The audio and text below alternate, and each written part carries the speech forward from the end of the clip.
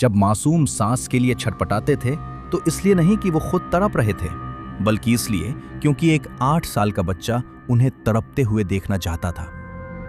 उस तड़प को देखकर उसके चेहरे पर डर नहीं, बल्कि एक अजीब सा सुकून उतर आता था, जैसे किसी बेचैन इंसान को बहुत देर बाद राहत मिली हो।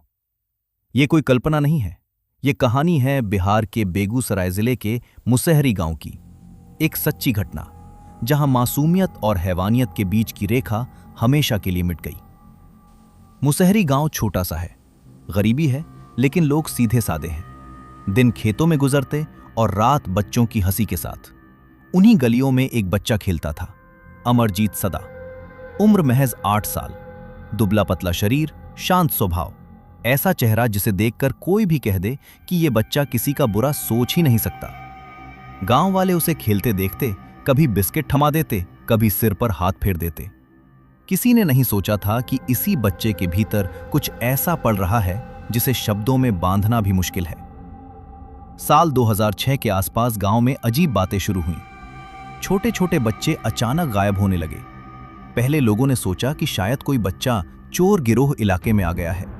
माएं डरने लगी, बच्चों को अकेले बाहर भेजना बंद कर दिया गया। दोपहर में भी दरवाजे बंद रहने लगे।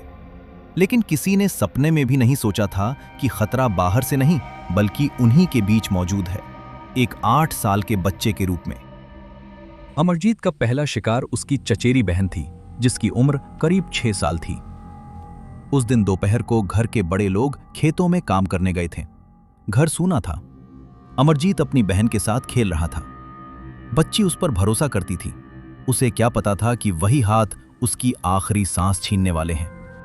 अमरजीत उसे बहलाकर गांव के बाहर झाड़ियों की तरफ ले गया, जहां इतना सन्नाटा था कि अगर कोई चीख भी निकल जाए तो किसी तक न पहुंचे।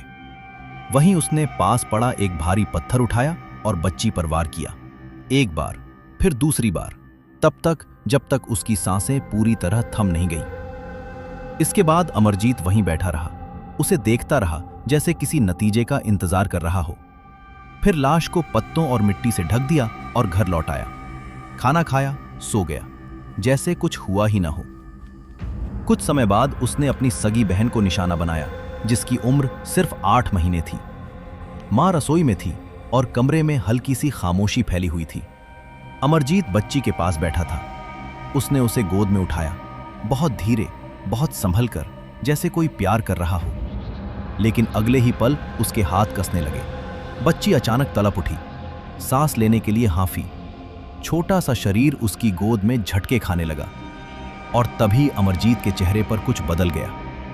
जितनी ज्यादा बच्ची छटपटाती गई, जितनी ज्यादा उसकी सांस टूटने लगी, उतनी ही अमरजीत की आंखों में अजीब सी चमक भरती गई। उसके होंठ हिलने लगे। पहले हल्की मुस्कान, फिर वो मुस्कान बढ़ने लगी, जैसे सामने हो रही तड़प उसे अच्छा लग रही हो। बच्ची की आवाज धीमी पड़ती गई, शरीर ढीला होता गया, लेकिन अमरजीत की हंसी थमने के बजाय और गहरी होती गई। जब सब शांत हो गया, तब जाकर उसने बच्ची को नीचे रखा। उसी वक्त मां कमरे में आई। बच्ची बेजान थी। डॉक्टरों ने कहा दम घुटने से मौत। और अमरजीत वहीं खड़ा था, चेहरे पर वो अजीब सी शांति, जैसे उसे वो मिल गया हो जिसकी उसे तलाश थी। अब माता पिता को शक होने लगा। उन्होंने अमरजीत को पहले भी छोटे जानवरों को तड़पाते हुए देखा था, लेकिन समाज का डर, बदनामी का डर उन्हें चुप करा गया। यही चुप्पी आगे और मौतों की वजह बनी। पड़ोसन की 6 महीने की बच्ची खुशबू अगला शिकार बनी। मां उसे आंगनबाड़ी केंद्र के पास छोड़कर थोड़ी देर के लिए गई थी। जब लौटी तो बच्ची गायब थी। पूरे गांव में हड़कंप मच गया। तभी किसी ने बताया कि उसने अमरजीत को बच्ची को गोद में उठाकर झाड़ियों की तरफ जाते देखा है। लोगों ने अमरजीत को पकड़ लिया। गुस्से में उसे मारने लगे, लेकिन वो रोया नहीं, बस इतना कहा, मारते क्यों हो, मैं बता देता हूं। उसने लोगों को खेत की तरफ ले जाकर वो जगह दिखाई जहां खुशबू की लाश मिली। सिर पत्थर से कुचला हुआ था। पुलिस जब पहुंची तो घर में मौजूद हर आदमी की सांस अटक गई। सवाल पूछे जाने लगे, लेकिन अमरजीत के चेहरे पर न डर था न घबराहट।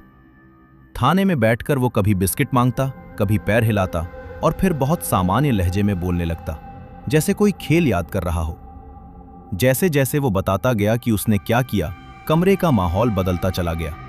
उसकी आवाज में न कोई अफसोस था न पछतावा, सिर्फ एक अजीब सी उत्सुकता। कुछ पुलिस वाले उसकी बातें सुनते सुनते चुप हो गए। किसी ने नजरें फेर ली, किसी ने कुर्सी पीछे खिसका ली। एक एक करके 2 पुलिस वाले इंटरोगेशन रूम से बाहर निकल गए। वो और सुन नहीं पा रहे थे। कमरे में सिर्फ उसकी आवाज रह गई और सामने बैठे लोग। मनोवैज्ञानिक जांच के बाद डॉक्टरों ने बताया कि अमरजीत एक गंभीर मानसिक विकार से ग्रस्त है, जिसमें इंसान दूसरों के दर्द को महसूस नहीं करता, बल्कि उसमें सुकून ढूंढता है। कोर्ट ने कानून के अनुसार उसे बाल सुधार गृह भेज दिया, लेकिन गांव में आज भी लोग कहते हैं, जो बातें उस बच्चे ने मुस्कुराते हुए बताईं, वो पुलिस वाले भी पूरी जिंदगी भूल नहीं पाए।